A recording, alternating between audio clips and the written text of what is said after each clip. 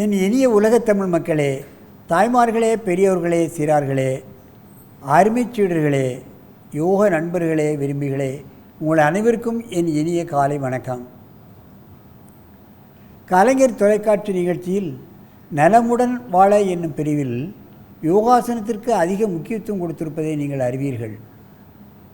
அதிகாலை வேளையில் காலமெல்லாம் இந்த நிகழ்ச்சி நடைபெற்று கொண்டிருக்கிறது.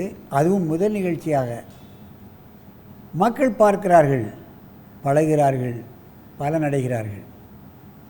உலகத்தில் ஜாதி மத வேறுபாடு இல்லாமல் எல்லோரும் பார்க்கிறார்கள். தமிழர்கள் மட்டும் பார்க்கவில்லை, எல்லா மதத்தினரும் பார்க்கிறார்கள், எல்லா நாட்டினரும் பார்க்கிறார்கள்.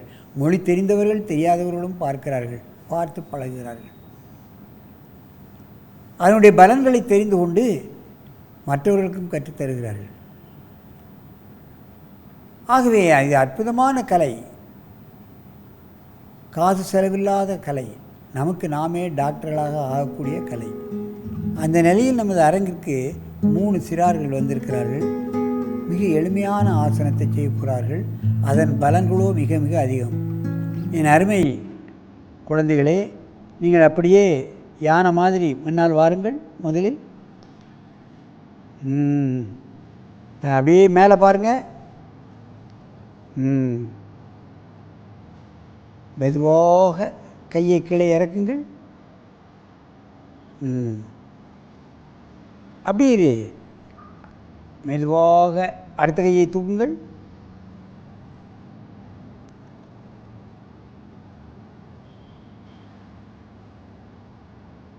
தலையை மேலே பார்க்க வேண்டும். அப்படியே இறக்குங்கள்.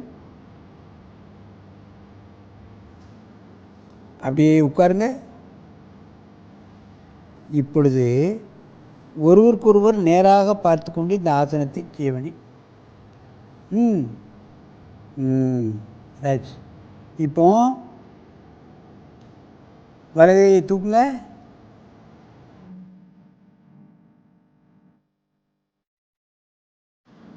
சரி, அப்படியே மெதுவாக அந்த கையை இறக்கு.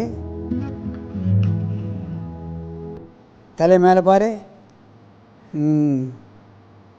முதுகெலும்பு நன்றாக வளைக்கப்படுகிறது. பத்மாசனத்தில் இருந்து கொண்டு இந்த நிலைக்கு வருவது என்பது குழந்தைகளுக்கு சற்று கடினம்.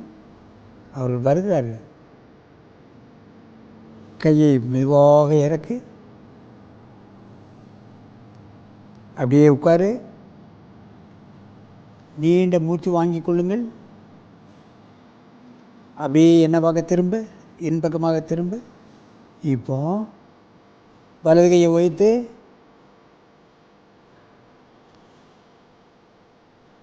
ரைட். தலையை மேலே பாரு.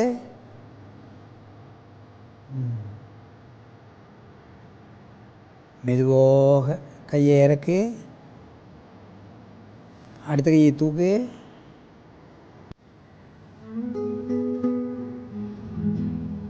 மெதுவாக இறக்கு. இன்னொரு தடவை அடுத்த கையை தூக்கு. தூக்கு இந்த கையை.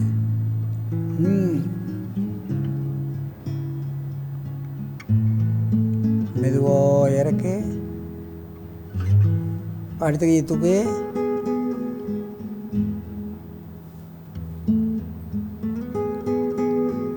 மெதுவாக இறக்கு.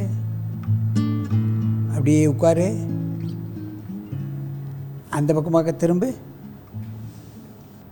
சிறு குழந்தைகளுக்கு ஆசனத்தை கற்பிப்பு என்பது மிக மிக கடினம்.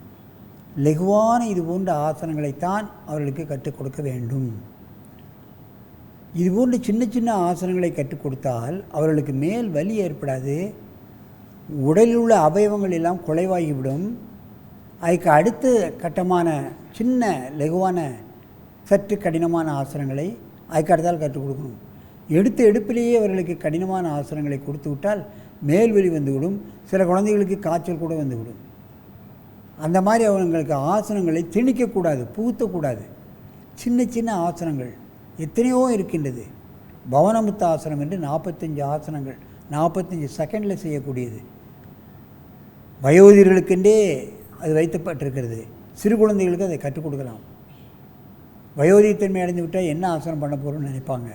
பவனமுத்த ஆசனம், சும்மா கையை எப்படி ஆட்டுறது, இப்படி ஆட்டுறது, அப்புறம் கையை எப்படி திருக்கிறது, இப்படி ஒவ்வொரு அங்கங்களையாக பயிற்சி கொடுக்கிறது, அது முதுமையடைய விடாமல்.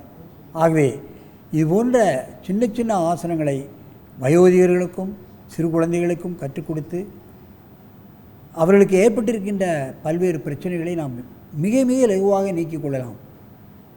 ஆகவே சின்ன சின்ன ஆசனங்களை சிறியவர்களுக்கும் முதியவர்களுக்கும் கற்றுக் கொடுத்து அவர்களையும் ஆரோக்கிய மார்க்கத்துக்கு நீங்கள் இழுத்து வர வேண்டும் என்று கேட்டு உங்களிடமிருந்து விடைபெறுவது ஆசனம் ஆண்டியப்பன். வணக்கம்.